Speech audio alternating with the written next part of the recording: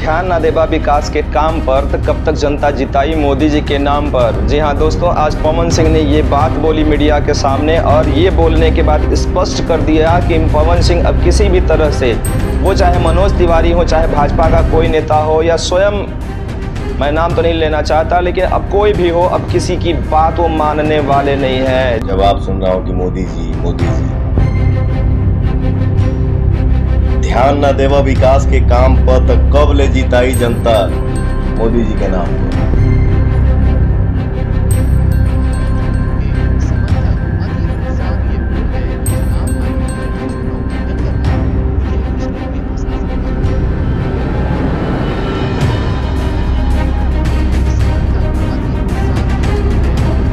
पवन बहुत अच्छा लड़का है, हमार छोट भाई है। ओकरा से हम अभी बतियाई, ज़्यादा कुछ नहीं कहा। हम कोशिश करत नहीं कि बात करके ओकरा के समझा दी।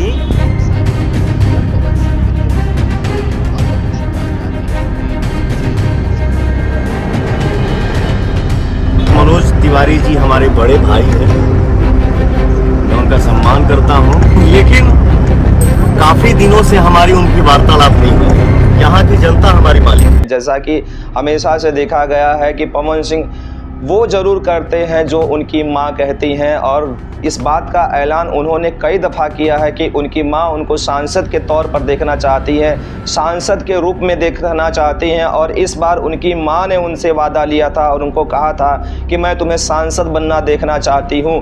तो जिस तरह से पवन सिंह ने बताया है, और इस बार वो काराकाट की लोकसभा क्षेत्र से कूद पड़े हैं चुनावी मैदान में। और आज की खबर मैं आपको बता दूं, जैसा उन्होंने कहा है, और सीधे तौर पर ये कहीं ना कहीं बीजेपी के ऊपर निशाना है। मोदी जी के को लगा करके उन्होंने सीधे तौर पर कहा है भाजपा के तमाम नेताओं को कि ध्यान न देगा विकास के काम पर तक कब तक जनता जिताई मोदी जी के नाम पर। ये स्लोगन, या यूं कह लीजिए कि ये कुछ उन्होंने अपनी तरफ से कहा है। तो सीधा सीधा भाजपा के उन नेताओं को कहा है जो डायरेक्ट और सीधे तौर पर सिर्फ और सिर्फ मोदी जी के नाम पर चुनाव लड़ते हैं, उनको सीधा संदेश दिया है आज पवन सिंह ने। और सीधा सीधा बता दिया है कि काराकाट का जो लोकसभा का चुनाव पवन सिंह वो इस बार लड़ रहे हैं, वो सीधे और सीधे तौर पर अपने दम पर और जनता जनार्दन के दम पर लड़ रहे हैं। तो अब उनके सामने कोई भी आ जाए, चाहे वो मनोज तिवारी स्वयं आ जाए, जिनको वो बड़ा भाई हमेशा से बताते रहे हैं, और मनोज तिवारी भाजपा से 2 बार के सांसद भी रह चुके हैं, इस बार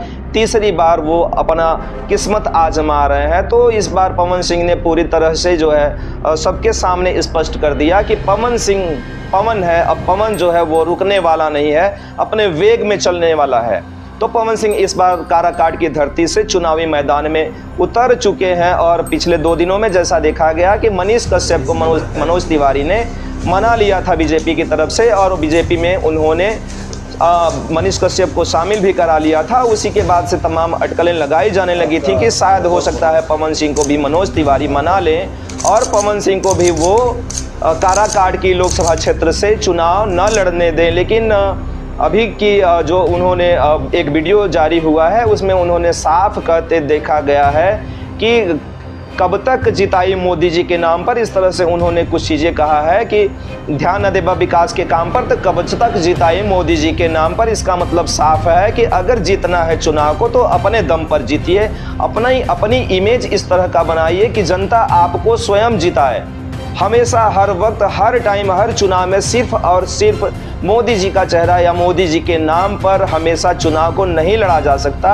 और सिर्फ मोदी जी के ही नाम पर अगर चुनाव लड़ना है तो ऐसी नेतागिरी नहीं करनी चाहिए। कुछ इस तरह का पवन सिंह का कहना था। बहरहाल उसके बाद उन्होंने एक बात और कहा कि खेसारी भी उनके बुलाने पर, वो मेरा छोटा भाई है, अगर मैं उसको बुलाऊंगा तो खेसारी लाल यादव भी जरूर आएगा। तो इस तरह का कहना था पवन सिंह का। बहरहाल पवन सिंह ने साफ तौर पर बता दिया कि किसी भी तरह से वो भाजपा में शामिल नहीं होने वाले। हालांकि पवन सिंह ने अभी भाजपा की सदस्यता से उन्होंने इस्तीफा नहीं दिया है, अभी वो भाजपा के सदस्य हैं। उसके बावजूद भी निर्दलीय काराकाट की लोकसभा क्षेत्र से चुनाव लड़ रहे हैं। और मनोज तिवारी को भी उन्होंने, हालांकि जैसा कि पिछली बार भी उन्होंने अभी जवाब दिया था कि उन्होंने जब मनोज तिवारी ने ये कहा था कि मेरा छोटा भाई है, रास्ते से भटक गया है, उसको भी मनाने का प्रयास किया जाएगा, तो उस पर भी पलटवार करते हुए पवन सिंह ने ये कहा था कि मनोज तिवारी भैया से तो मेरी अभी कुछ महीनों से बात भी नहीं हुई है। और अभी आज का जो वीडियो है उन्होंने उसमें स्पष्ट कर दिया कि अब वो किसी भी तरह से क्षेत्र से पीछे नहीं हटने वाले। चुनाव की भूमि में, चुनाव की रणभूमि में अगर पवन सिंह कूद गए हैं तो चुनाव वो लड़ेंगे, चाहे उसका परिणाम कुछ भी हो जाए। हालांकि अभी 5 थानों में पवन सिंह के खिलाफ आदर्श आचार संहिता का उल्लंघन करने के मामलों में 5 थानों में मुकदमा दर्ज हो चुका है। बहरहाल आगे क्या कार्यवाही होती है उस पर देखना अभी बाकी है, लेकिन अभी सीधा तौर पे पवन सिंह ने बता दिया है कि वो पीछे नहीं हटने वाले हैं मनीष कश्यप की तरह। जिस तरह से मनीष कश्यप ने बिहार की जनता को ठगने का काम किया, पश्चिम चंपारण की जनता को ठगने का काम किया, दूध से नहाया, उसके बावजूद भी वो जाकर के लास्ट में बीजेपी में शामिल हो गया। हालांकि हर जगह पे इस समय जो है मनीष कश्यप की थू-थू हो रही है। वही लोग जो मनीष कश्यप को हाथों हाथ उठाते थे, दूध से नहलाते थे, उन्हीं लोगों का कहना है कि मनीष कश्यप ने उनकी भावनाओं के साथ खेला है। बहरहाल पवन सिंह का तो ऐसा कुछ भी देखने को नहीं मिलता कि काराकाट लोकसभा की जनता को उन्होंने किसी भी तरह से ठेस पहुंचाना नहीं चाहा है और किसी भी तरह से अभी धोखा देने के मूड में नहीं है। जिस तरह से मनीष कश्यप ने दिया, पूरी तरह से कमर कस करके वो काराकाट लोकसभा में कूद पड़े हैं और चुनावी मैदान में हैं और लड़ेंगे। अब उनको रोकना नामुमकिन है।